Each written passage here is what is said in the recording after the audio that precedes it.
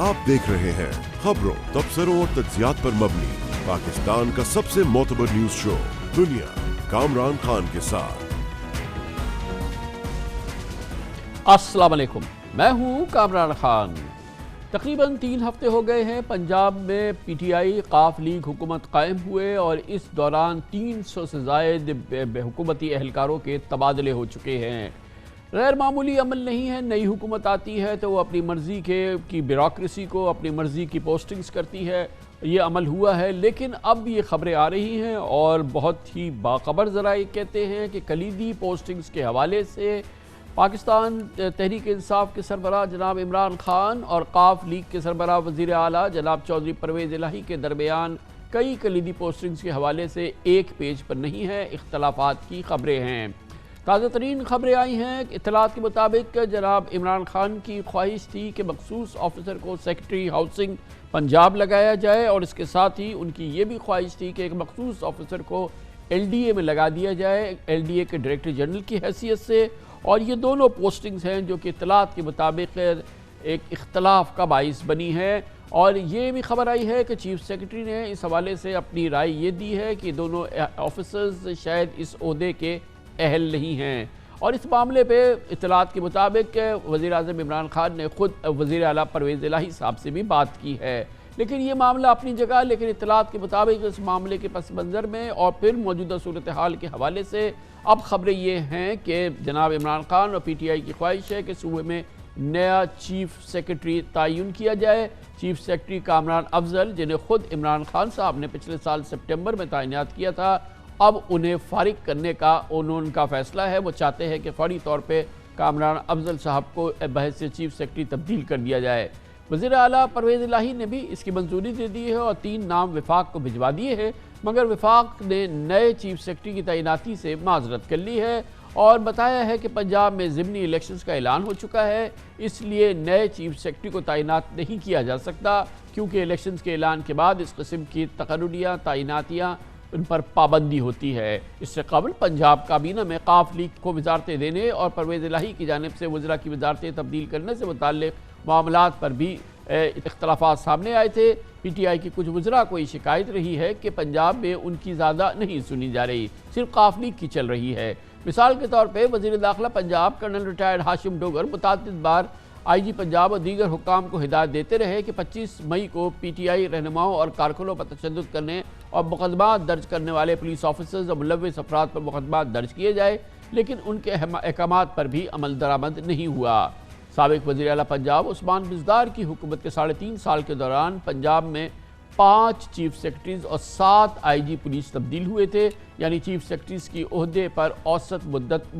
तकरीबन 9 महीने रही थी, जबकि IGs की औसत मुद्दत मुलाजमत तकरीबन 6 महीने रही। बुज़दार हुकूमत में सबसे ज़्यादा तब्दीलियाँ पुलिस डिपार्टमेंट में हुई थी, जहाँ 1900 सीनियर पुलिस ऑफिसर्स का तबादला किया गया। 3.5 साल की मुद्दत में बुज़दार हुकूमत ने 40 सूबाई महकमों में 216 सेक्रेटरीज तब्दील किए थे।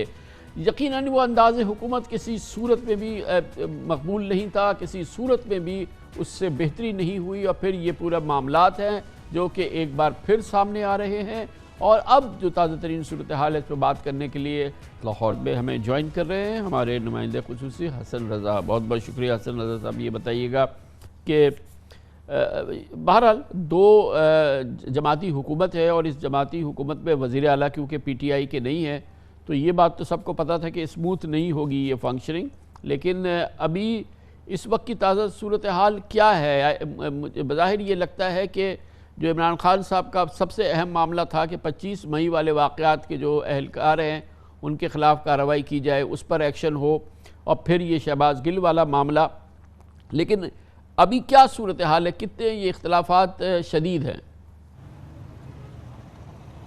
खान साहब, काफ़ी हद तक जो है वो मामलात इख्तलाफात शिद्दत इख्तियार करते भी हैं और मामलात को कंट्रोल भी कर लिया जाता है, जिसमें मोनस इलाही जो है वो दोनों तरफ मामलात को बेहतर अंदाज में लेके चलने की कोशिश तो करते हैं, और पाकिस्तान तहरीक इंसाफ की जानिब से शफकत महमूद हैं जो मामलात को मुस्बत अंदाज में चलाने के लिए इक़दाम करते हैं। 2 मामला थे, जिसमें सबसे पहला मामला था 25 मई के हवाले से کہ جو 25 مئی کے کارکنان پاکستان تحریک انصاف کے کارکنان رہنماؤں پر جنہوں نے تشدد کیا یا مقدمات درج کیے، ان پولیس افسران اور ان کے ساتھ ساتھ وہ افراد جنہوں نے احکامات دیے نظر بندی کے، ان کو ہٹانے کے حوالے سے تھا، اور سیاسی افراد کی گرفتاریوں کے حوالے سے تھا، ان پر مقدمات درج کرنے کے حوالے سے تھا۔ یہ معاملہ تو کافی حد تک چلتا رہا، یہاں تک کہ پنجاب پولیس جو ہے وہ اپنے ہی وزیر داخلہ کے احکامات نہیں مانتی رہی، بلکہ پنجاب پولیس کے ترجمان کا یہ کہنا ہے کہ جب تک ہمیں وزیر اعلیٰ آفس سے کوئی حکم نہیں ملے گا، ہم اس وقت تک اس پر عمل درآمد نہیں کریں گے۔ اور یہی بات ہے کہ آج بھی وزیر داخلہ نے یہ اعلان کیا تھا کہ شام تک جو ہے مقدمات درج ہو جائیں گے، کارروائیاں شروع ہو جائیں گی، سزا و جزا مل جائے گی، لیکن ابھی تک ایسا کوئی چیز سامنے نہیں آ سکی۔ دوسری جانب پنجاب کی بیوروکریسی کے حوالے سے کچھ معاملات چل رہے تھے، اور پی ٹی آئی چاہتی تھی کہ ہمارے جو مخصوص افراد ہیں ان کو اہم عہدوں پر تعینات کیا جائے۔ عمران خان صاحب بھی یہی چاہتے تھے کہ کچھ افسران جو ہیں وہ ایک مخصوص عہدوں پر تعینات ہوں، جبکہ جو وزیر اعلیٰ ہیں، وزیر اعلیٰ آفس، وہ چاہتے تھے کہ ایک ایسے افسران کی تعیناتی عمل میں لائی جائے جس پر کوئی سوال نہ کھڑا ہو سکے۔ وہ اپنے جو ہے وہ معاملات کو دیکھتے دکھائی دیے، جس وجہ سے ان دونوں گروپوں کے درمیان کافی حد تک جو ہے وہ چپکلش دیکھنے کو مل رہی ہے۔ اسی طرح پنجاب کابینہ کی جب تشکیل ہوئی تو اس وقت بھی کافی سارے معاملات سامنے آئے۔ پنجاب کابینہ کی تشکیل ہوئی، پھر اس کے بعد تقریباً 7 افراد ایسے تھے جن کی کابینہ کے بعد ان کے قلمدان میں تبدیلی بھی لائی گئی، اور اس میں بھی کافی سارے معاملات جو ہیں وہ دیکھنے کو ملے۔ کئی سینئر رہنماؤں کو جو ہے وہ ان کے قلمدان تبدیل کیا گیا، جس پر عمران خان نے کچھ تحفظات کا اظہار کیا۔ بظاہر یہ لگ رہا ہے کہ جو وزیر اعلیٰ ہیں پرویز الہی صاحب، ان کی کوشش یہ ہے کہ غیر جذباتی فیصلے کیے جائیں،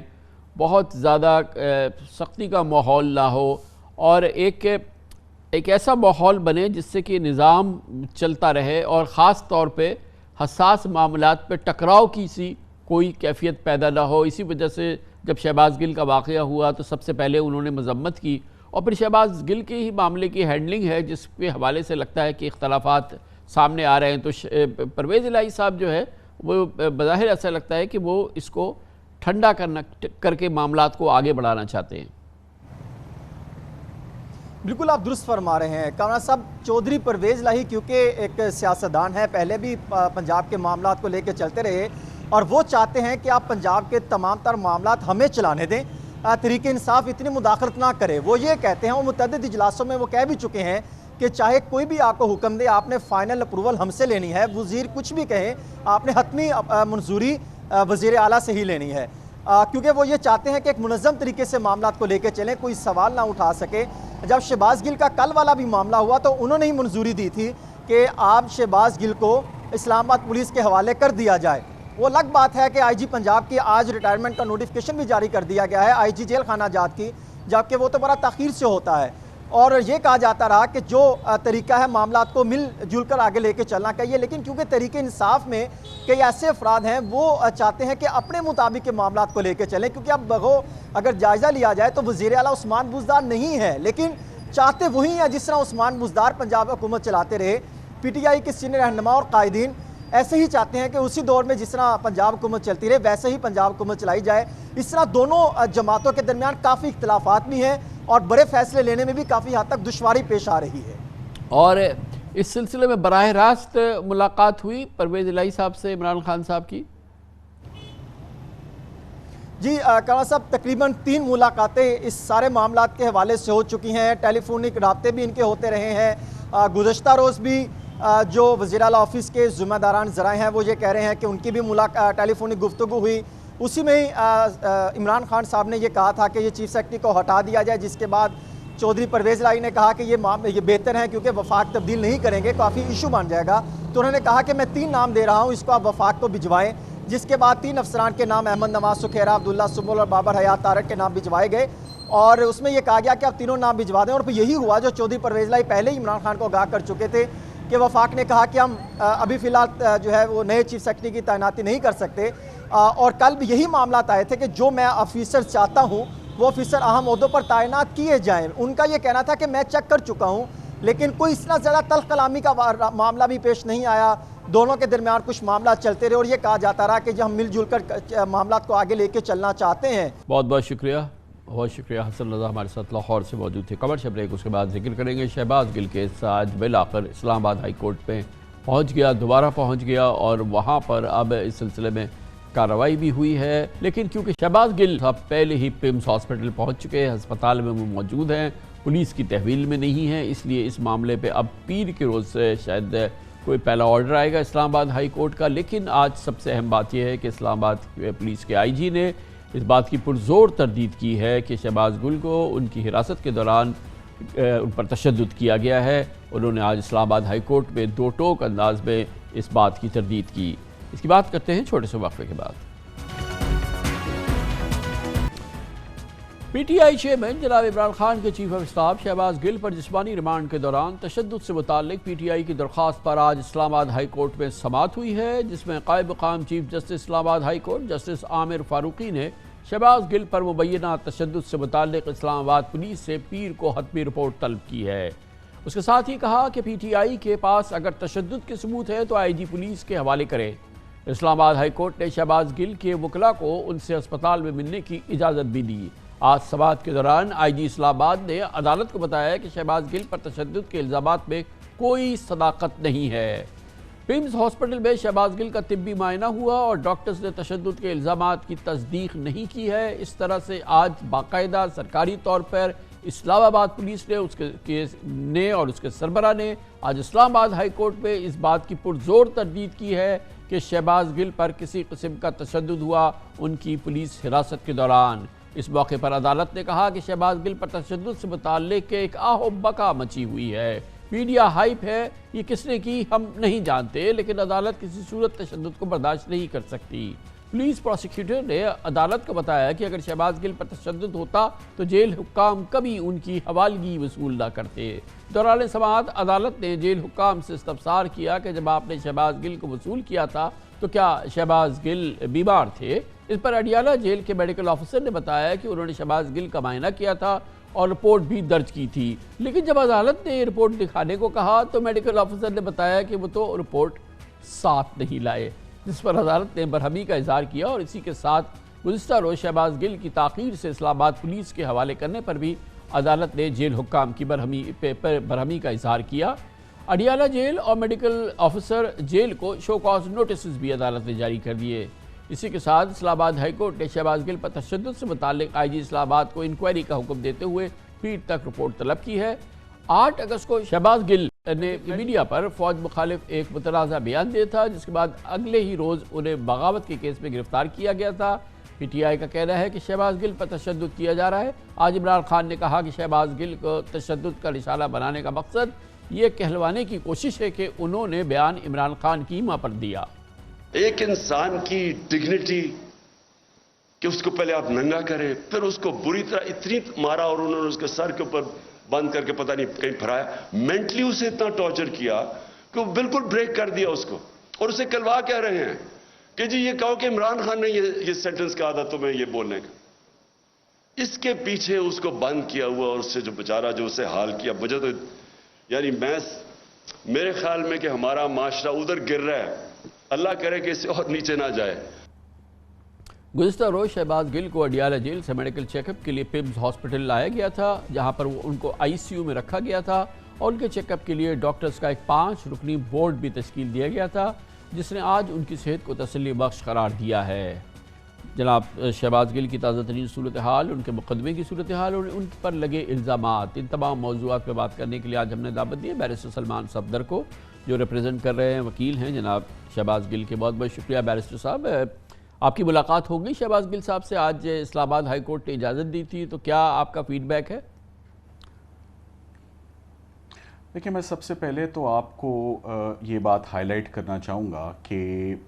बहुत कम ऐसा होता है कि फ़ौजदारी मुकदमात में रिमांड हेयरिंग इतनी एक्स्ट्राऑर्डिनरी या एक्सेप्शनल इम्पोर्टेंस ले लें या हाइप क्रिएट हो जाए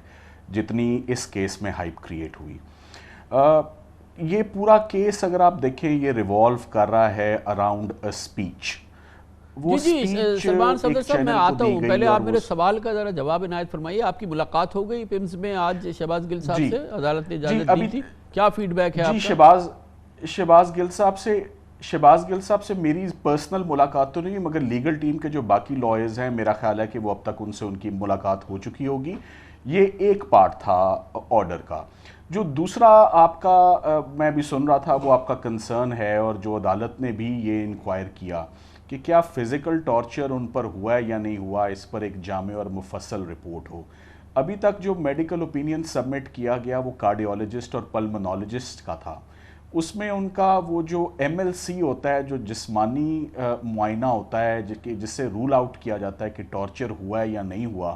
وہ ابھی تک انفارچونیٹلی وہ رپورٹ عدالت کے سامنے کوئی نہیں آئی، اور یہ پوزیشن کنفلکٹنگ ویوز ہیں، بیکاز پولیس انسسٹ کر رہی ہے، پروسیکیوشن ایڈمنٹ ہے کہ ٹارچر نہیں کیا گیا،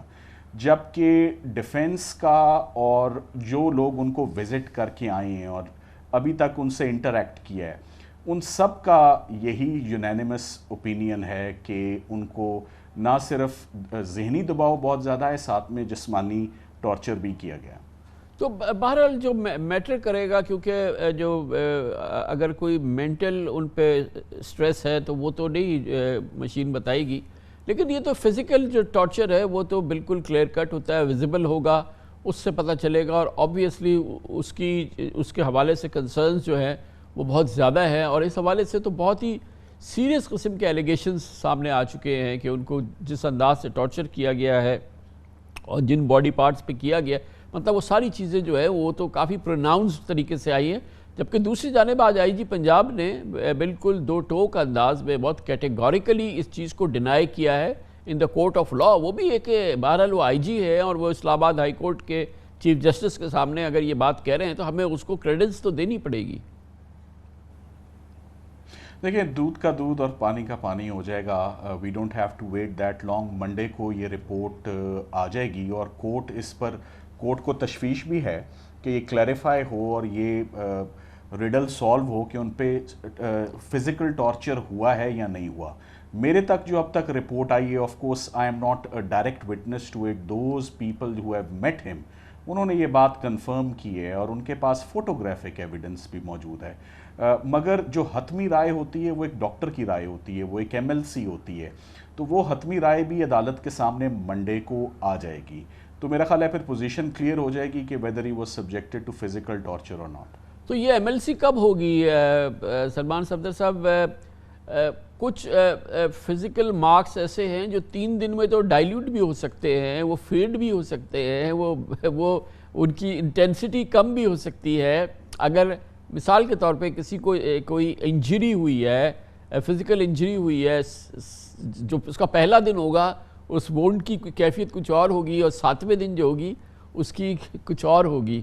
تو یہ کیسے ڈیٹرمن ہوگا کہ how current is the inspection? وقت کے ساتھ ساتھ اس پہ مناسب تو یہی ہے، دی ارلیئر دی بیٹر، جتنی جلدی یہ معائنہ ہو جائے اتنا ہی بہتر ہے جب ٹارچر کو ریز کیا جاتا ہے۔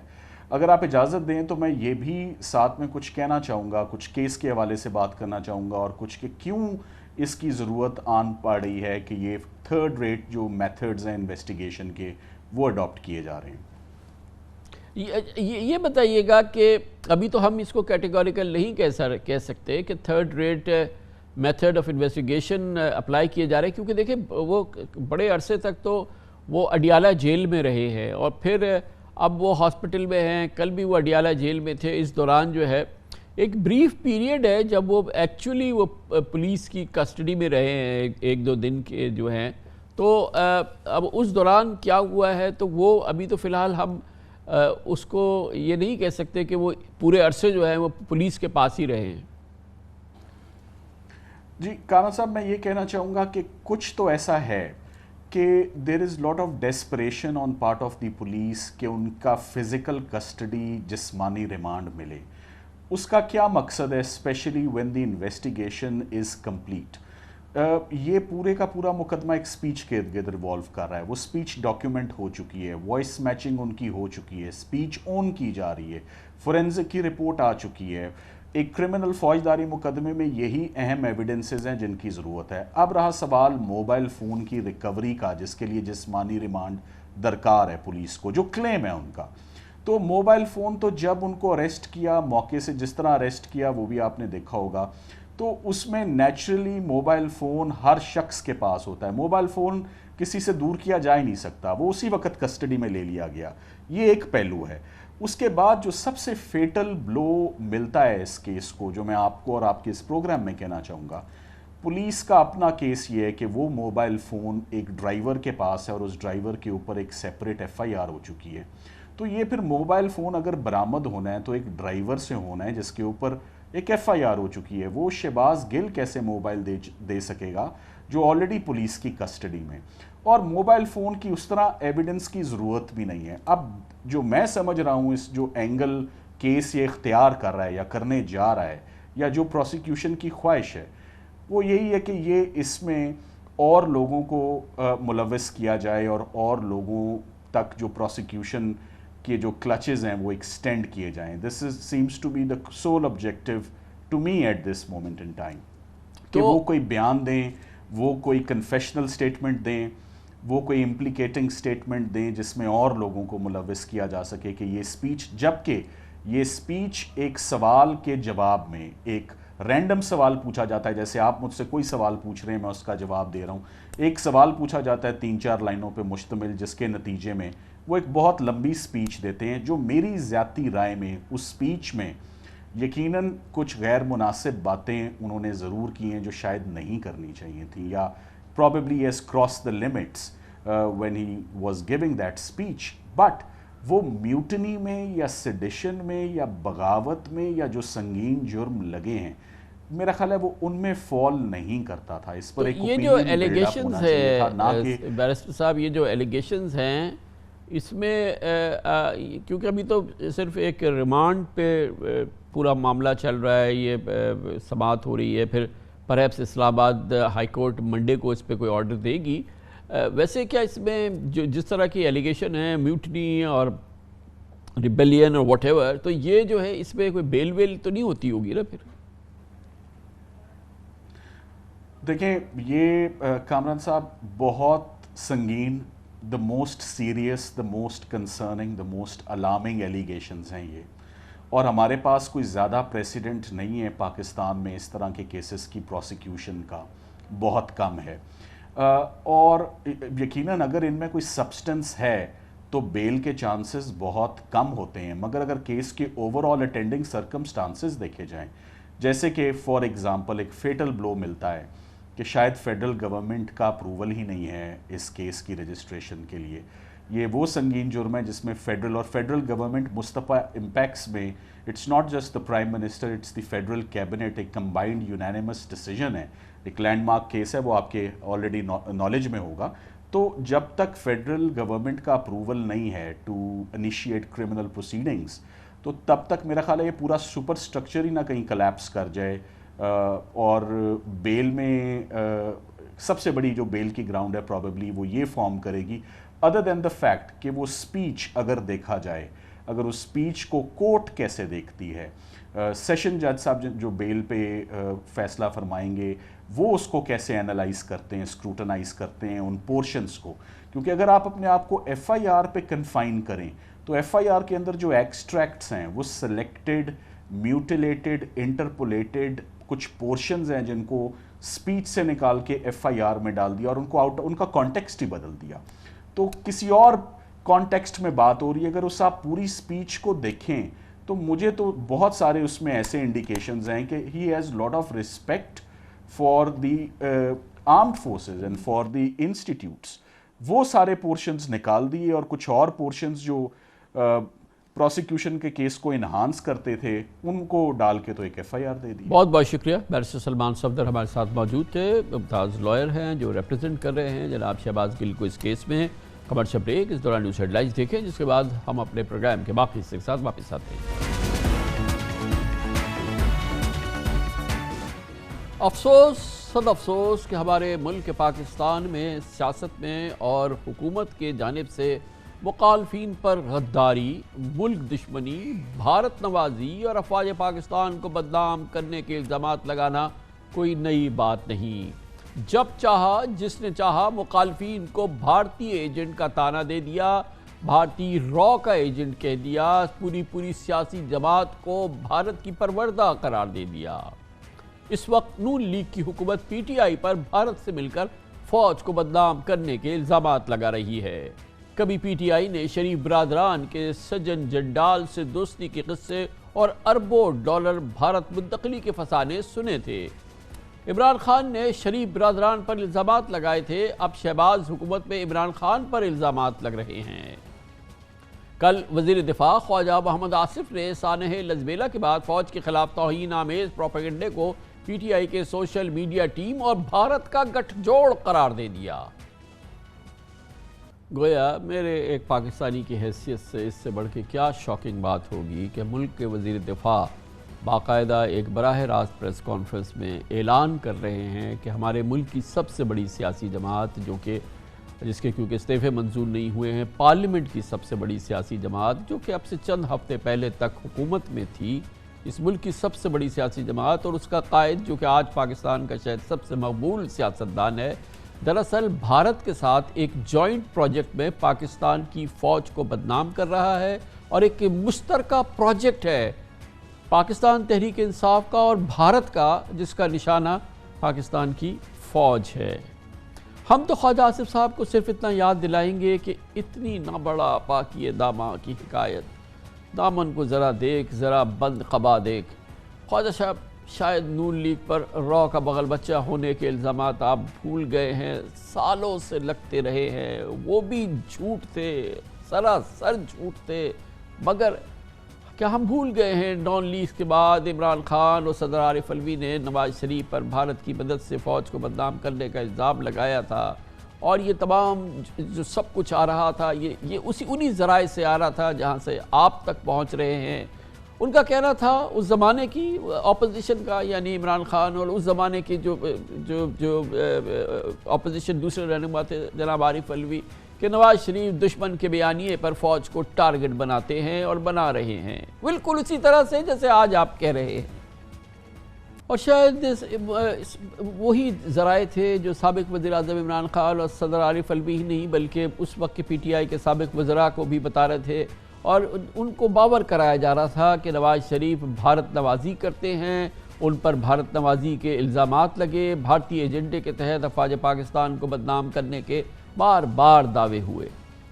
نواز شریف بیسیکلی جو انڈین نیریٹو ہے کہ پاکستان کے اندر اصل میں تو دیکھیں جی فوج رول کرتی ہے اور یہ سارا جو ہے یہ فوج کا ایک کھیل ہے جو چلایا ہوا ہے، نواز شریف اس کو پروموٹ کر رہے ہیں۔ لیڈرشپ کے بارے میں اٹیک کرنا فوج کو تقسیم کرنے کے مترادف ہے۔ اس قسم کی سازش جو کہ عالمی سطح پہ کچھ ممالک کر رہے ہیں، جس میں کہ ہمارا ہمسایہ پیش ہے، ان کی حکمت عملی جس پہ کہ یہ عمل کر رہے تھے اپوزیشن والے نواز شریف اور پیپلز پارٹی۔ نواز شریف بھی وہی غداری کر رہے ہیں جو الطاف حسین نے کی، دشمنوں کی ایما پر یہ چاہتے یہ ہیں کہ کسی طرح آرمی کو کمزور کیا جائے جو کہ دشمنوں کے عزائم سے مسابقت رکھتی ہے، یہ بات ہندوستان کو سوٹ کرتی ہے، یہ بات کہ پاکستان کی آرمی کمزور ہو جائے۔ کلب اوشن پکڑا جاتا ہے، ایک لفظ مجھے نواز شریف کا بتا دیں کہ اس نے کنڈیم کیا ہو، یہ شخص دوبارہ ہمیں اس ہندو کا غلام بنانا چاہتا ہے، اس کے ایجنڈے پہ کام کر رہے ہیں، ان کی پے رول پہ ہے۔ مودی کے سب سے بڑے یار نواز شریف صاحب، لائن آف کنٹرول پہ بھی فائرنگ میں ہماری پرائم منسٹر صاحب انوالوڈ تھے، اور ہماری فوج کو اور ہماری عدلیہ کو بدنام کرنے والے بھی نواز شریف صاحب ہی تھے۔ صرف ان بھیانک الزامات کو یاد رکھیں، شرمناک الزامات کو یاد رکھیں۔ الزامات نہیں بدلیں گے، صرف چہرے بدلیں گے اور سیاسی جماعت بدلے گی، مگر الزامات یہ کہ یہ رہیں گے۔ ہمارا سب سے فیورٹ چیز یہ ہے کہ اپنی بڑی سے بڑی سیاسی جماعت کی، اس زمانے میں پاکستان مسلم لیگ نون 2/3 اکثریت کی جماعت تھی، کہ اس پہ بھارت نوازی کے الزامات لگے، را نوازی کے الزامات لگے اور نہ جانے کیا کیا الزامات لگے، اور اب یہ باری آ گئی ہے پی ٹی آئی کی۔ کیوں مسلم لیگ نون پیچھے رہے؟ یہ عمل جاری ہے، جاری ہی رہے گا۔ اس کو فنڈنگ انڈیا سے جانتے ہو کس نے کی؟ بھارتیہ جنتا پارٹی کے ارکان نے، جس کا نام دوسانجھ ہے۔ دوسانجھ 150 کروڑ روپیہ عمران خان نے ان ذرائع سے حاصل کیا جو پاکستان کا قانون جس کی اجازت نہیں دیتا۔ ان میں ہندوستانی شہری بھی شامل ہیں۔ 350 کے قریب لوگ اور کمپنیز ہیں جنہوں نے غیر ملکی ممنوعہ فنڈنگ جو ہے وہ کی ہے عمران خان کو، اور اس میں ایسے لوگ بھی موجود ہیں جن کا براہ راست ان کمپنیز کا، ان لوگوں کا تعلق جو ہے وہ بھارت سے ہے۔ ہمیں کہتا ہے کہ ہم امریکی سازش کی بدولت اقتدار میں آئے ہوئے ہیں، لیکن آج فارن فنڈڈ ایجنٹ خود ثابت ہوا ہے، جس کے اسپانسرز میں بھارت بھی شامل ہے، اسرائیل بھی شامل ہے۔ शहबाज काबीना के इन अरकान के इन इल्ज़ामात जो कि इससे ज़्यादा भयानक इल्ज़ामात हो नहीं सकते, पाकिस्तान की सबसे बड़ी सियासी जमात पर इल्ज़ाम है आज पाकिस्तान के वज़ीर दिफा मौजूदा हुकूमत की जानिब से कि वो भारत के साथ मिलकर एक जॉइंट मुश्तरका प्रोजेक्ट पे काम कर रहा है जिसका मकसद पाकिस्तान की फ़ौज को निशाना बनाना है। लेकिन ये भी हकीकत एक साबिक़ वज़ीर आज़म नवाज शरीफ मई 2014 में मोदी की तकरीब हलबरदारी में शिरकत के बाद JSW स्टील के मालिक सज्जन जिंदाल के घर गए थे। कहा जाता है कि मोदी जब अचानक लाहौर आए उस वक्त भी जिंदाल अपनी फैमिली के साथ जनाब नवाज शरीफ की नवासी शादी में शिरकत के लिए लाहौर में मौजूद थे, जबकि इमरान खान ने इन मरासिम को मुल्की सालमियत का खतरा करार दे दिया था। ज़रा इल्ज़ामात की कैफियत का अंदाज़ा लगाएं, किस कदर ख़तरनाक ये पूरी सूरत हाल है और अक़ल शशदर रह जाती है। मिसाल के तौर पर मई 2018 में साबिक़ वज़ीर आज़म शाहिद खाक़ान अब्बासी के दौरे हुकूमत में यानी कि नून लीग के दौरे हुकूमत में नैब ने साबिक़ वज़ीर आज़म जनाब नवाज शरीफ के खिलाफ 4 अरब 90 करोड़ डॉलर की भारत में मनी लॉन्ड्रिंग का इल्ज़ाम लगा दिया। इदारे की जानिब से इल्ज़ाम लगा दिया गया, साबिक़ वज़ीर आज़म पे इल्ज़ाम लगा दिया गया, मनी लॉन्ड्रिंग भी भारत में करने का इल्ज़ाम लगा दिया गया। नैब ने वर्ल्ड बैंक की एक रिपोर्ट का हवाला दे दिया, बिल्कुल जिसका कोई सर पैर नहीं था। बाद में वर्ल्ड बैंक और स्टेट बैंक ऑफ पाकिस्तान ने नैब के इल्ज़ामात को मुस्तरद कर दिया, लेकिन नवाज शरीफ साहब से कोई माफ़ी नहीं मांगी गई। गोया पाकिस्तान में मुखालफिन के लिए भारतीय एजेंट या भारतीय एजेंडे के इल्ज़ामात एक सियासी काट के तौर पर इस्तेमाल होते हैं, शायद आज भी इस्तेमाल हो रहे हैं। इल्ज़ामात साबित हों या ना हो, मगर ये सिलसिला जारी है, बरसों से जारी है और नहीं मालूम कि कब तक जारी रहेगा। 26 साल पहले साबिक़ सदर ज़िया-उल हक़ की 8वीं बरसी पर जनाब नवाज शरीफ ने उस वक्त की वज़ीर आज़म बेनज़ीर भुट्टो और उनके वालिद जुल्फ़िकार अली भुट्टो पर भारत से गठजोड़ के संगीन इल्ज़ामात लगाए थे। नवाज शरीफ साहब तो बक़ैद हयात हैं, क्या वाकई उन्होंने मोहतरमा बेनज़ीर भुट्टो शहीद से कहा था कि तुमने पाकिस्तान के ख़िलाफ़ सिखों की मदद की है और पाकिस्तान की लिए के हवाले से जो सिखों की तहरीक है, जो आज़ादी की तहरीक है, ये बड़ा इल्ज़ाम है जो मुसलसल लगता रहा मोहतरमा बेनज़ीर भुट्टो पर कि उन्होंने वो लोग जो कि पाकिस्तान हामी थे इस सिख की जो अलहदगी की तहरीक है उनके नामों को रॉ के हवाले कर दिया था। ये मोहतरमा बेनज़ीर भुट्टो शहीद पे इल्ज़ामात लगते रहे और अभी आपने उसकी गूंज जनाब नवाज शरीफ से सुनी। ये सिलसिला नहीं थम रहा है, अभी आपने कल सुन लिया वज़ीर दिफा कहते हैं जॉइंट प्रोजेक्ट है इंडिया और इमरान खान का, जिसका मकसद ये है कि पाकिस्तान की फ़ौज को सरनगू किया जाए। जुल्फ़िकार अली भुट्टो और मोहतरमा बेनज़ीर भुट्टो पर इल्ज़ामात का हिसाब चुकाने के लिए बिलावल भुट्टो कई बार नवाज शरीफ को लताड़ चुके हैं। शरीफ बरादरान की शुगर मिल्स में 300 भारतीय एजेंट्स के इल्ज़ामात को भी बिलावल भुट्टो ने खूब उछाला था। वो कहते थे कि ये भारतीय मुलाजमीन बुलाए गए और न जाने किस एजेंडे के तहत उनको नवाज शरीफ ने अपनी कारोबार में मुलाजमत दी थी। मोदी हिंदू नेशनलिस्ट है, मोदी बुचर ऑफ गुजरात है, मगर ये पर्सनल रिलेशंस कायम करने में लगे रहे। नवाज शरीफ मोदी को अपनी नवासी की शादी पर दावत देते हैं। आए हम सब मिलकर मोदी के यार वजीर आजम नवाज शरीफ को शिकस्त दें। गिरती हुई दीवार को एक धक्का और दो, मोदी के यार को एक धक्का और दो। मियां साहब की हुकूमत कश्मीरियों के बजाय हिंदुस्तान की हुकूमत को तरजीह देता है। रमजान शुगर मिल से भी रॉ के एजेंट्स निकल रहे हैं। अफसोस सद अफसोस, इससे ज़्यादा क्या एक पाकिस्तानी कह सकता है। बेबस है हम, और यही आज कैफियत है। आज बिलावल भुट्टो शहबाज शरीफ काबीना के वज़ीर ख़ारजा हैं और मौजूदा हुकूमत को धक्का देने के वो यकीनन हामी नहीं होंगे, लेकिन खुदारा ये इल्ज़ामात जो कल जनाब ख्वाजा आसिफ ने लगाए, ये इसकी गूंज मैंने आपको सुनाई। ये एक बहुत छोटा सा हिस्सा है जो मैंने अभी आपको सुनाया। ये पूरा प्रोग्राम हम इस पर वक्फ कर सकते हैं। खुदारा इससे एतराज़ करें, इन चीज़ों को छोड़ दें। कल ख्वाजा आसिफ साहब ने कहा कि एक जॉइंट प्रोजेक्ट है इस वक्त भारत और इमरान खान का, जिसका मकसद ये है कि फ़ौज को सरनगू किया जाए। इस किस्म के इल्ज़ामात देखें आप, ये फिर अब पीछा करते हैं, लेकिन कौम के ज़मीर पर ये बोझ हैं اور بے پناہ بڑا بوجھ ہے کہ یہ پاکستان کی بڑی سے بڑی سیاسی جماعت 2/3 اکثریت لے لی، سب سے بڑی سیاسی جماعت، اور اس پہ ہم اتنے کھلے اتنے آسانی سے اس قسم کے الزامات لگا دیتے ہیں۔ کمرشل بریک اور اس کے بعد ذکر کریں گے موجودہ حکومت 13 جماعتی حکومت کے چند اہداف ہیں جن کو وہ حاصل کرنا چاہتی ہے، جن میں سے جو کلیدی اہداف ہے یعنی کہ نیب کیسز ختم ہو، نیب کا خاتمہ ہو، وہ تقریباً حاصل کر لیا گیا ہے۔ اب ایک ہدف یہ ہے کہ جناب نواز شریف کی تاحیات نااہلی ختم ہو، اس کے لیے قانون سازی ہو تاکہ جناب نواز شریف آسانی سے ملک میں آئے اور سیاست میں حصہ لے سکے۔ یہ بھی ایک بڑا اہم ہدف ہے، اس کے لیے قانون سازی کی مکمل تیاری جاری ہے۔ اس کی احوال آپ کو دیتے ہیں چھوٹے سے وقفے کے بعد۔ اب سیاست سے تاحیات نااہلی کے خلاف ایک تحریک ہے۔ اتحادی حکومت نے لگتا ہے کہ کمر باندھ لی ہے کہ جناب نواز شریف کی جان چھڑانی ہے۔ نیب قانون اور نیب کیسز اولین ترجیح کے تحت اب ختم ہو چکے ہیں، ختم ہو رہے ہیں یا تہس نہس ہو گئے ہیں۔ اب باری ہے تاحیات نااہلی کے ختم کرانے کی اور اس کے لیے نئی قانون سازی کی تیاریاں ہو رہی ہیں۔ اس سے قبل سپریم کورٹ بار ایسوسی ایشن اور فریقین کی جانب سے آئین کے آرٹیکل 62(1)(f) کے تحت تاحیات نااہلی کی سزا چیلنج ہو چکی ہے۔ سپریم کورٹ سے تاحیات نااہلی کے فیصلے پر نظر ثانی کی درخواست بھی دائر ہو چکی ہے، جبکہ عدالت سے آرٹیکل 62(1)(f) کی اثر نو تشریح کی استدعا بھی ہو چکی ہے۔ تاحیات نااہلی کی سزا کے خاتمے کے لیے پچھلے ہفتے پارلیمنٹ میں ایک پرائیویٹ ممبر بل بھی پیش ہو چکا ہے، اور تازہ ترین پیش رفت یہ ہے کہ وزارت قانون آئین اور قوانین میں راستہ نکالنے کی کوششیں کر رہی ہے۔ دلچسپ بات یہ ہے کہ آرٹیکل 62(1)(f) کے تحت نااہلی کی مدت پر آئین خاموش ہے،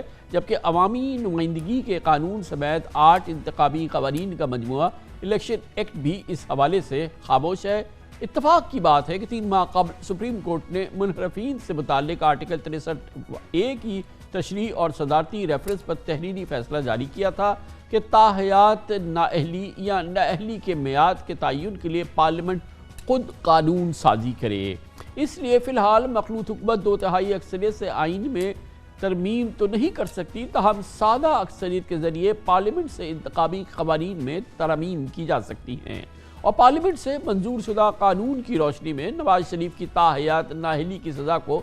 چیلنج کیا جا سکتا ہے۔ اہم بات یہ بھی ہے کہ تاحیات نااہلی کی قدغن آئین یا پارلیمنٹ نے نہیں، عدالت نے لگائی تھی۔ سابق چیف جسٹس جناب ثاقب نثار کی سربراہی میں 5 رکنی بینچ نے اپریل 2018 میں فیصلہ سنایا تھا کہ آئین یا قانون میں جہاں نااہلی کی مدت کا تعین نہ ہو وہاں نااہلی تاحیات سمجھی جاتی ہے۔ موجودہ چیف جسٹس جناب جسٹس عمر عطا بندیال نے پنجاب میں وزارت اعلیٰ کی کیس میں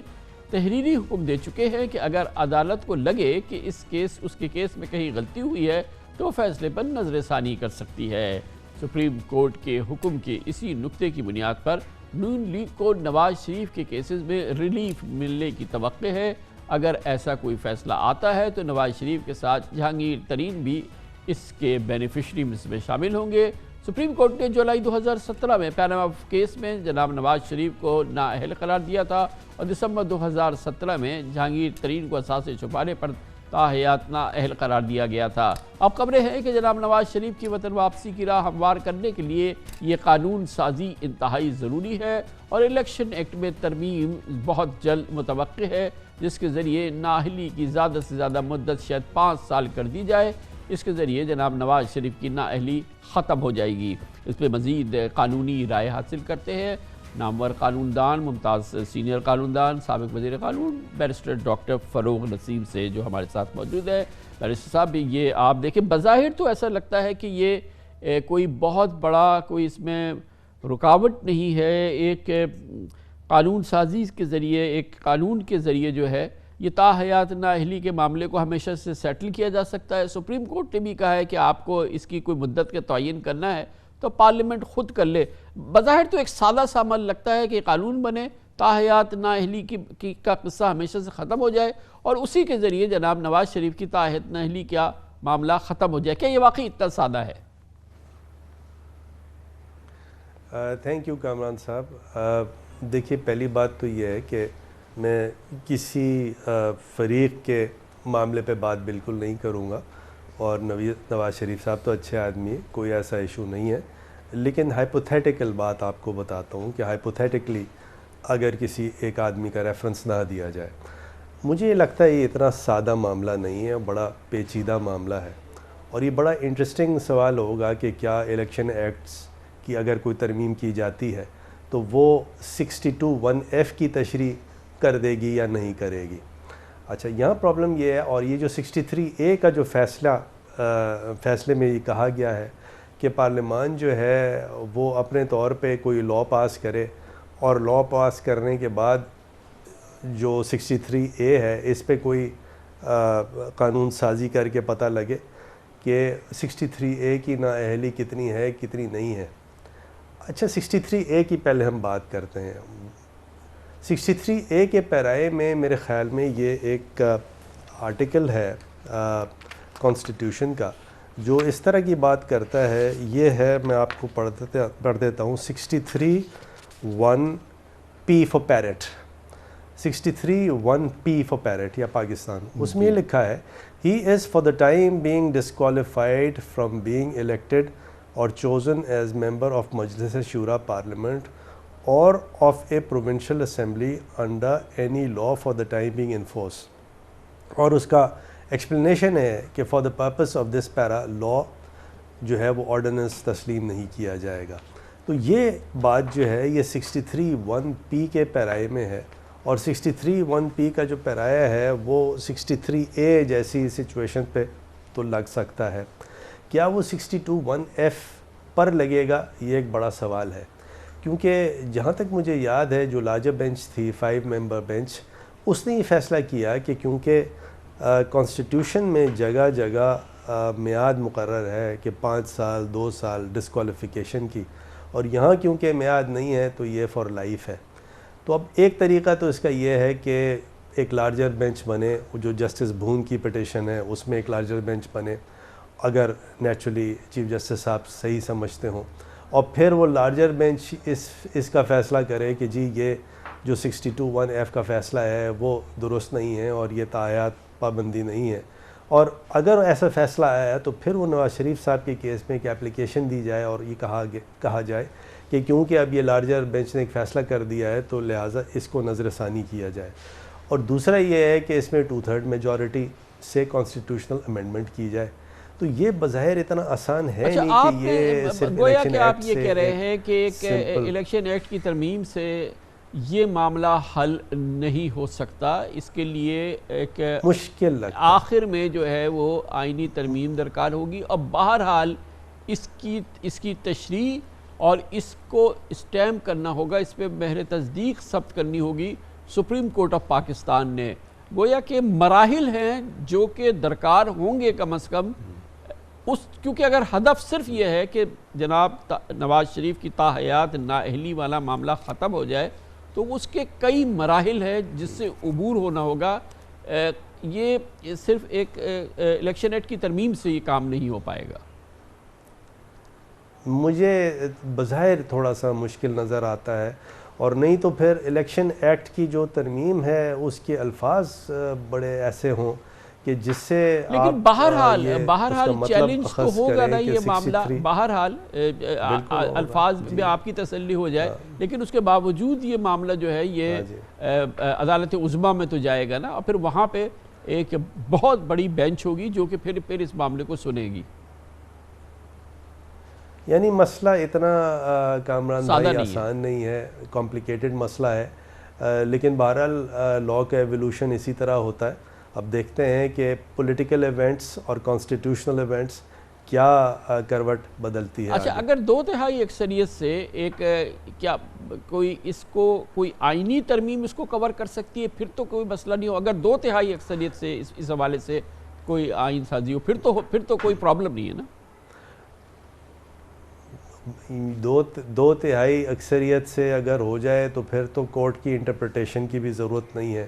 اور پھر یہ کانسٹیٹیوشنل پروویژن عدالت میں چیلنج بھی نہیں ہوگا. تو یہ 2/3 تو ایک سیف روٹ ہے, لیکن کیا پی ایم ایل این کے پاس اس وقت 2/3 ہے موجود,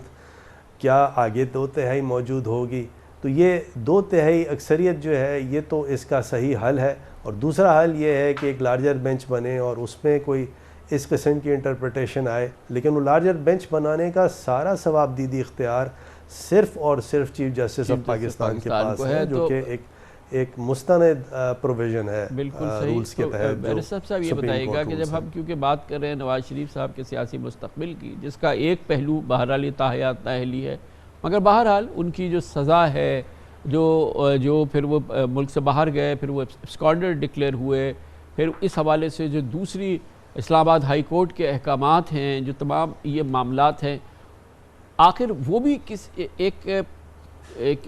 کمپلیکیٹڈ پروسیس سے ہی ہو سکتے، کیونکہ سزا یافتہ ہونا یا ایبسکانڈر ہونا یہ کتنا معنی ہوگا کسی نارمل پولیٹیکل ایکٹیویٹی کو ریسٹور کرنے کے لیے جناب نواز شریف صاحب کے لیے؟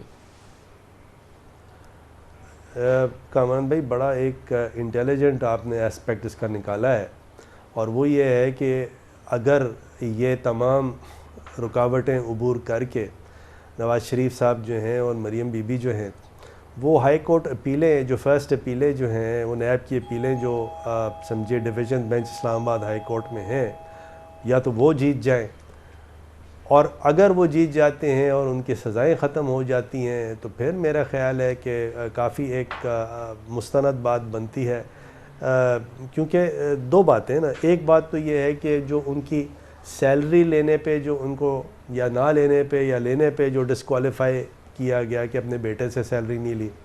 اچھا اب وہ چیز جو ہے وہ اوورٹیک کر لیا نیب کے عدالتوں کی کنوکشن سے، جو اکاؤنٹیبلٹی کورٹ کے جو کنوکشنز تھے۔ جی ہاں، تو اگر کسی طرح وہ نیب کی جو عدالتیں جو ہیں ان کے کنوکشنز کو ہائی کورٹ اوور ٹرن کر دیتی ہے، تو وہ پھر اس تمام رگ مرول سے بچ جاتے ہیں، اور پھر کانسٹیٹیوشنل امینڈمنٹ کی بھی ضرورت نہیں ہے، لا پاس کرنے کی بھی ضرورت نہیں ہے، لارجر بینچ کی بھی ضرورت نہیں ہے، سمپل ایک اپلیکیشن اس کے بعد جا سکتی ہے کہ دیکھیے ابھی تو یہ بری ہو گئے ہیں، تو دیر از نتھنگ لیفٹ، اور اس پہ پھر ان کی نااہلی جو ہے وہ ریسٹور کی جا سکتی ہے۔ لیکن یہ ایبسکانڈ کرتا ہوا کوئی ایک بہت بڑا ایک بڑا پروسیس ہے نا سر، یہ تو مطلب ایک ہائپوتھیٹیکل سچویشن ہے کہ مقدمہ چلے گا، پھر وہ تمام چلے، پھر اس کا فیصلہ ہو، پھر یہ ہو، پھر تمام چیزیں ہوں، لیکن اس سے پہلے کی جو کیفیت ہے وہ تو یہی ہے نا کہ سزا یافتہ ہے، ایبسکانڈر ہے، یہ تمام چیزیں ہیں، اس کو عبور کرنا۔ اس میں ایک چیز ہو سکتی ہے، مثال کے طور پہ مریم بی بی کا کیس چلے اور مریم صاحبہ اکویٹ ہو جائیں، اگر وہ اکویٹ ہوتی ہیں، مجھے کیس کے بارے میں نہیں پتا frankly speaking from a legalistic point of view کہ وہ کیس اس کی میرٹ کیا ہے، وہ کہاں کھڑا ہے کیس، اور اس میں اگر وہ اکویٹ ہوتی ہیں تو نواز شریف صاحب کا جو اکویٹل ہے اپیل میں، اس کی چانسز بڑھ جائیں گے۔ لیکن یہ سارا رسک لینے کی بات ہے، کیا پی ایم ایل این یا نواز شریف صاحب یا مریم صاحبہ یہ رسک لینا چاہتے ہیں، it is really their decision. تو یہ میرے خیال میں یہ کچھ آپشنز ہیں، لیکن کمپلیکیٹڈ آپشنز ہیں، چاہے وہ اسلام آباد ہائی کورٹ ہو، چاہے وہ لارجر بینچ ہو، جسٹس بھون کی پٹیشن، یا کانسٹیٹیوشنل امینڈمنٹ ہو۔ ایک بہت ہی سادہ سا سوال یہ بتائیے کہ بینگ این ایبسکانڈر اور بینگ اے کانوکٹ، اگر نواز شریف صاحب تشریف لاتے ہیں تو اس وقت کی صورتحال میں اگر ان کو گرفتاری دینی ہوگی، مطلب وہ گرفتار ہوں گے؟ دیکھیں، ان کو دو باتیں ہیں کہ اگر وہ ایک نارمل آدمی جو کہ صحت مند ہے، ساری چیزیں ہیں، تو نیچرلی وہ تو گرفتار ہو جائے گا۔ اب یہاں پہ نواز شریف صاحب اگر اس طرح کا کوئی کیس ان کے وکلا بناتے ہیں کہ جی وہ بیمار ہیں، اور بیماری کے ساتھ ساتھ ان کے کیا کیا ایسے ایشوز ہیں کہ وہ جیل میں نہیں جا سکتے، اور کیا کیا ریزنز تھیں ان کے ایبسکانڈ کرنے کی، اس کی ایک کوئی ٹریل ہوتی ہے کہ یہ میڈیکل ٹیسٹمنیز ہیں، اور وہ میڈیکل ٹیسٹمنیز کو عدالت جو ہے وہ تسلیم کرتی ہے اور دیکھتی ہے کہ ہاں جی نواز شریف صاحب جو ہیں جو باہر ایبسکانڈ رہے تو وہ کوئی لیم ایکسکیوز نہیں تھا، تو وہ بھی ایک ایسا سمجھیے کہ مراحل ہیں جو کہ اگر یہ طے کرنا چاہتے ہیں تو وہ ان کو طے کر سکتے ہیں، اور دوسرا یہ ہے کہ گرفتاری دیتے ہیں اور پھر تھوڑے دن کے بعد بیل کے لیے دوبارہ سے اپلائی کرتے ہیں۔ تو یہ تمام چیزیں ایسی ہیں جو کہ اتنی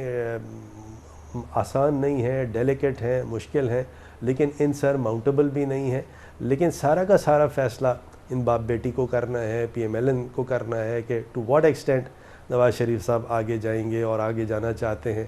تو یہ ڈیسیجن میکنگ ان کی نیچرلی بہت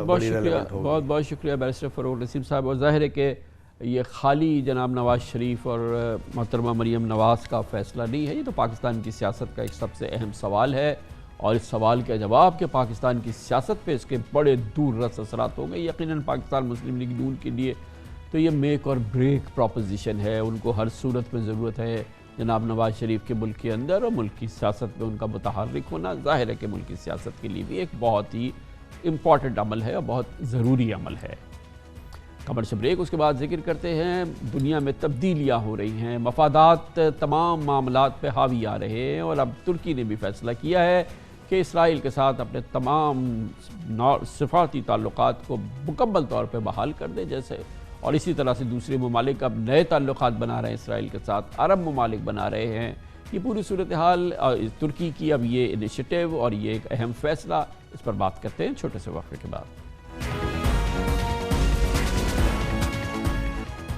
آج کی دنیا کی یہ حقیقت ہے کہ ریاستوں کے نہ دوست مستقل رہ رہے ہیں اور نہ ہی دشمن. اب تمام ریاستیں, تمام ممالک, ان کی اولین ترجیح اور کاوش یہ رہتی ہے کہ مفادات کو سامنے رکھتے ہوئے خارجہ تعلقات کو استوار کیا جائے اور ان کو نیا رنگ دیا جائے. شاید یہی وجہ ہے کہ اسرائیل اور مسلم دنیا کے فاصلے آہستہ آہستہ سمٹ رہے ہیں. اسرائیل کے عرب ممالک سے مراسم استوار ہونے کی خبروں کے بعد تازہ ترین پیش رفت یہ ہے کہ اسرائیل اور ترکی نے ایک بار پھر مکمل سفارتی تعلقات بحال کرنے کا اعلان کر دیا ہے. عالمی میڈیا نے اسرائیلی وزیر اعظم کے بیان کی شہ سرخیاں لگائی ہیں, جس میں ان کا کہنا ہے کہ تل ابیب اور اینکرا میں بہت جلد اپنے سفیروں اور کونسل جنرلز کو دوبارہ تعینات کرنے والے ہیں. دوسری جانب ترک وزیر خارجہ کا کہنا ہے کہ سفیروں کی واپسی دو طرفہ تعلقات بہتر بنانے کے لیے بہت اہم ہوگی. اسرائیل اور ترکی قریب سے قریب آئیں گے اور اس کے لیے اقدامات شروع ہو گئے ہیں. یہ بھی دلچسپ حقیقت ہے کہ ترکی اسرائیل کو تسلیم کرنے والا پہلا مسلمان ملک ہے جس نے 1949 میں ہی اسرائیل کو تسلیم کر لیا تھا. 2010 میں ترکی نے بحری جہاز پر اسرائیلی حملے کے بعد 6 سال دونوں ملکوں کے تعلقات منقطع رہے تھے, جو 2016 میں ترک صدر طیب اردوغان اور سابق اسرائیلی وزیر اعظم نتنیاہو کے روم میں مذاکرات کے بعد بحال ہو گئے تھے. لیکن 2018 میں 60 فلسطینی مظاہرین پر یروشلم میں ہلاکت کے بعد ترکی نے احتجاج کیا تھا اور دونوں ممالک نے اپنے اپنے سفیر واپس بلا لیے تھے. اس سال مارچ میں اسرائیلی صدر نے انقرہ کا دورہ کیا, جس کے نتائج کل سامنے آئے. اتفاق کی بات ہے کہ پچھلے 2 سال سے اسرائیل کے عرب ممالک سے بھی سفارتی تعلقات کی بحالی کا آغاز ہو گیا ہے. خاص طور پہ ابراہم ایکارڈ کے بعد عرب اسرائیل تعلقات بتدریج بہتر سے بہتر ہو رہے ہیں. اب جبکہ عرب بادشاہتوں سمیت درجن بھر مسلم ممالک نے اپنے مفادات کی پیش نظر اسرائیل سے مصالحت پسندانہ سوچ اپنا لی ہے, تو سوال یہ ہے کہ پاک اسرائیل ناراضگی کیا ہمیشہ قائم رہے گی اور تا حیات یہ جاری رہے گی. کہا جاتا ہے کہ سابق صدر جنرل پرویز مشرف کے دور میں ترکی کی معاونت سے پاکستان اور اسرائیل کے میل جول میں پیش رفت ہوئی تھی, اور یاد رہے کہ یہ معاملہ بھی ترکی کی معاونت سے ہوا تھا. سابق وزیر خارجہ خورشید محمود قصوری نے ہمیں ایک اپنے سابق انٹرویو میں ترکی میں اسرائیلی سفیر سے ملاقات کا احوال بھی سنایا تھا. بہرحال آج کی حقیقت ہے کہ اسرائیل کے ترکی کے بعد سے پہلے وسط ایشیائی ممالک عرب مملکتوں سے تعلقات کا ایک نیا دور شروع ہو رہا ہے. دوسری جانب عرب ممالک بھی اسی انداز سے اپنی مفادات کے حوالے سے اپنے جو پرائرٹیز ہیں, خارجہ پالیسی کی ترجیحات ہیں, ان کو طے کر رہی ہیں. پاکستان کی خارجہ پالیسی بہرحال مختلف مسائل کا شکار رہتی ہے اور آج بھی ہے, لیکن یہ تازہ ترین پیش رفت, اس پہ ہم بات کرتے ہیں. اس کے لیے جائیں گے ہم استنبول, جہاں پر ہمارے ساتھ موجود ہیں ممتاز سینئر صحافی فیصل عزیز خان, جو منسلک ہیں ٹرکی کے ممتاز انٹرنیشنل چینل TRT ورلڈ سے. بہت بہت شکریہ فیصل عزیز صاحب. یہ بتائیے گا, یہ کوئی بہت بڑی خبر نہیں ہے, ترکی تو 1949 میں اسرائیل کو تسلیم کر بیٹھا تھا, بڑے قریبی تعلقات ہیں, لیکن جس انداز کی حکومت اب ٹرکی نے ایک مسلم ورلڈ کی لیڈرشپ کا ایک رول سا اس کے پاس ہے, یا وہ اس کو اپنے آپ کو اسیوم کرتا ہے. پھر طیب اردوغان صاحب کی اپنی ایک بڑی ریلیجس شناخت ہے, ملک کی اپنی ایک شناخت ہے، اور پھر اس دوران جو ہے یہ جو ایک پیش رفت ہوئی ہے، کس نے ٹریگر کیا ہے؟ وہ ترکی کی وہ کیا ضرورت تھی یا وہ کیا ترجیحات تھیں جس کی بنا پر اسرائیل کے ساتھ تعلقات کو اب مکمل طور پہ دوبارہ استوار کیا جا رہا ہے؟ دیکھیے کامران صاحب، یہ اصل میں جو انیشیٹو شروع کیا گیا تھا یہ پچھلے سال کی بات ہے، جب اس وقت کے جو پرائم منسٹر تھے بینیامن نیتن یاہو، جب جون میں وہ چلے گئے اور اس کے بعد نفتالی بینٹ جو کہ پرائم منسٹر بنے اور آئزیک ہرزوگ جو ابھی مارچ میں ترکی بھی آئے تھے، انہوں نے صدر کا عہدہ اس کے 1 مہینے بعد سنبھالا۔ اس زمانے سے یہ ایک پش شروع ہوا تھا اور بات چیت شروع ہوئی تھی، اور اب تقریباً 4 سال پہلے جب آخری دفعہ یہ ایمبیسڈر لیول تعلقات ختم ہوئے تھے، ڈاؤن گریڈ ہوئے تھے ٹائز، جو آپ نے جیسے بتایا کہ 2018 میں جب ڈونلڈ ٹرمپ صاحب نے 17 میں جب یروشلم کو کیپٹل ابراہیم ایکارڈز کے تحت تسلیم کیا تھا اسرائیل کا، اور پھر کلنگز ہوئی تھیں اسرائیل غزہ میں فلسطینیوں کی، اس کے بعد سے جو تعلقات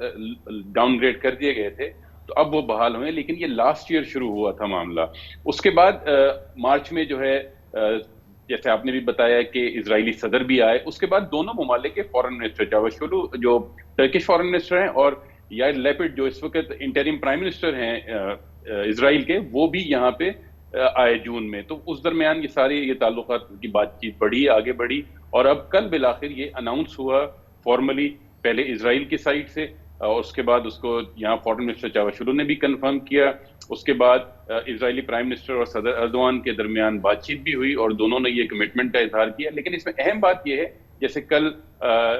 چاوشولو نے اپنی پریس کانفرنس میں بھی فورن منسٹر نے کہا تھا، اور اردوان صاحب بھی، he is considered as champion of the Palestinian cause, اور اس میں کمپرومائز ابھی بھی نہیں ہوگا۔